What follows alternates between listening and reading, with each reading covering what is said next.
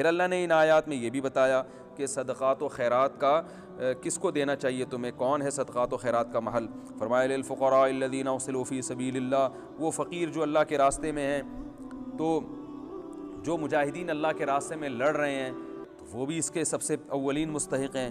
جو زمین میں چل پھر نہیں سکتے، کاروبار نہیں کر سکتے، یحسبہ الجاہل اغنیاء من التعفف، کوئی بھی اللہ کے راستے میں ہو تو فرمایا کہ اور عزت کے ساتھ، ایسے فقیر جو عزت کے ساتھ زندگی گزارتے ہیں، ان کے لباس سے، خوراک سے نہیں پتہ چلے گا ان کے، یعنی وہ مانگیں گے نہیں تم سے، لا یسألون الناس الحافا، وہ لوگوں کو پکڑ پکڑ کے مانگتے نہیں ہیں۔ ٹھیک ہے، مانگنے والے کو بھی دینا جائز ہے اگر وہ مستحق ہو، لیکن اولین مصداق وہ سفید پوش لوگ ہیں، تعرفہم بسیماہم، جن کے چہرے سے تمہیں پتہ چل جائے گا کہ یہ غریب ہیں۔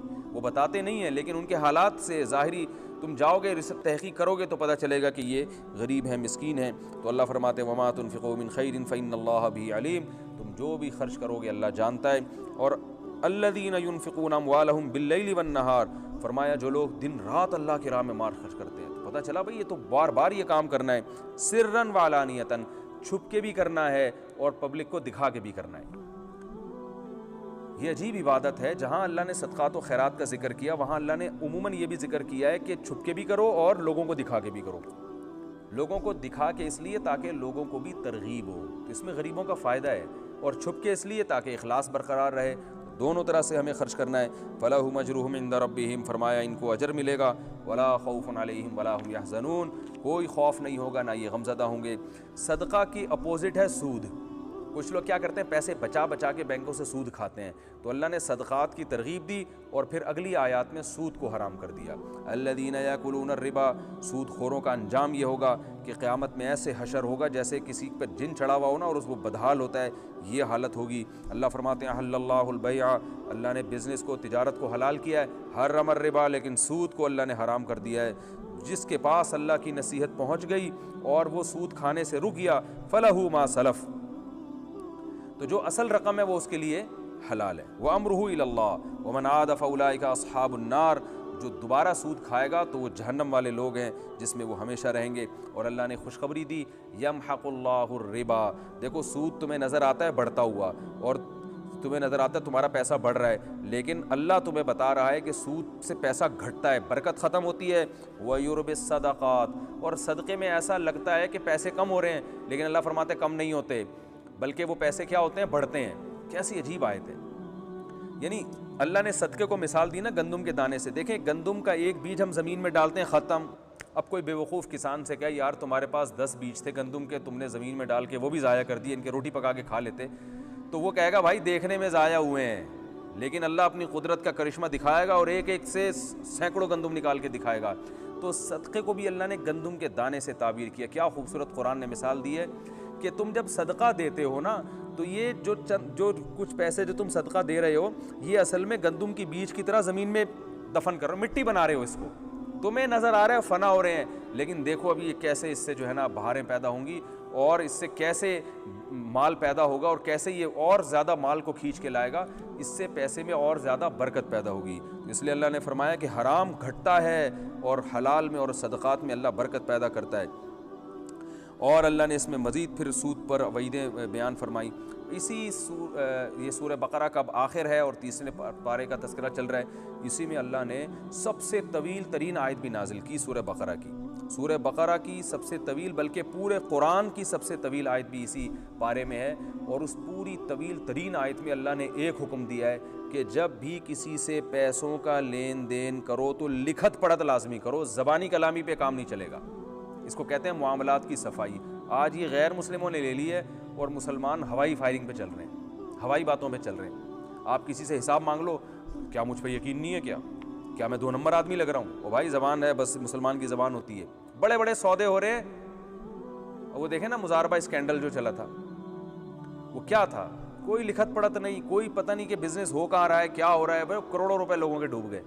تو یہ ہمارے یہاں ایک المیہ ہے کہ ہم قرآن کو فالو نہیں کرتے۔ اللہ نے فرمایا جب بھی کسی سے ادھار کا معاملہ ہو فاکتبوہ، قرآن کہہ رہا ہے لکھو، اور خود لکھنا نہیں آتا، بینکم کاتب بالعدل، کسی کاتب کو بلاؤ۔ پتہ چلا لکھنا یہ بھی ایک فن ہے۔ ولا یأبی کاتب ان یکتب کما علمہ اللہ فلیکتب، جیسے اللہ نے اس کو سکھایا ہے وہ اس علم کے مطابق لکھے۔ اس سے اکاؤنٹنٹ کی فضیلت معلوم ہوتی ہے کہ لکھنا بھی ہر دور میں ایک فن رہا ہے، ایک سلیقے سے لکھا، ہر چیز کو ایسے ہی تھوڑی لکھ دی جاتی ہے۔ اور آپ کو پتہ ہے کہ اکاؤنٹنگ کے علم کی بنیاد بھی مسلمانوں نے رکھی ہے، اور مسلمان علماء یہی آیتیں فضیلت کے طور پر بیان کیا کرتے تھے اکاؤنٹنٹ کی، کہ ہر چیز کو جو ہے نا حساب کیا جاتا ہے، اس کو لکھا جاتا ہے کہ جو ہے اس میں پروفٹ کتنا ہو رہا ہے، اس میں آپ کا جو ہے نقصان کتنا ہو رہا ہے، کس سے کتنے پیسے لینے ہیں، کس کو کتنے پیسے دینے ہیں۔ تو اسلام نے اس کی بہت اہمیت کو بیان کیا۔ صحیح بخاری کی حدیث ہے، آپ صلی اللہ علیہ وسلم فرمایا جس کا کسی سے معاملہ ہو 3 دن کے اندر، حدیث کا مفہوم ہے، اس پر لازم ہے کہ اس کو وہ لازمی لکھے۔ تو اپنے مالی لین دین کو لکھنا یہ شریعت کا حکم ہے۔ اللہ نے اس آیت میں ہمیں حکم دیا وَلْيُمْلِلِ الَّذِي عَلَيْهِ الْحَقُّ وَلْيَتَّقِ اللَّهَ رَبَّهُ وَلَا يَبْخَسْ مِنْهُ شَيْئًا فَإِنْ كَانَ الَّذِي عَلَيْهِ الْحَقُّ سَفِيهًا أَوْ ضَعِيفًا أَوْ لَا يَسْتَطِيعُ أَنْ يُمِلَّ هُوَ فَلْيُمْلِلْ وَلِيُّهُ بِالْعَدْلِ۔ خود لکھنا نہیں آتا، اس کا ولی لکھے گا اور کسی ماہر سے لکھوایا جائے گا۔ اور فرمایا اس پر گواہوں کو بھی بناؤ، 2 گواہ، 2 مرد گواہ ہونے چاہیے، 2 مرد نہ ہو تو 1 مرد اور 2 عورتیں گواہ ہونی چاہیے۔ اور فرمایا وَلَا تَسْأَمُوا أَن تَكْتُبُوهُ صَغِيرًا أَوْ كَبِيرًا إِلَىٰ أَجَلِهِ، اس میں سستی سے کام نہ لو۔ تو یہ پتہ چلتا ہے کہ بھئی اسلام میں لکھت پڑھت کی بہت زیادہ اہمیت ہے۔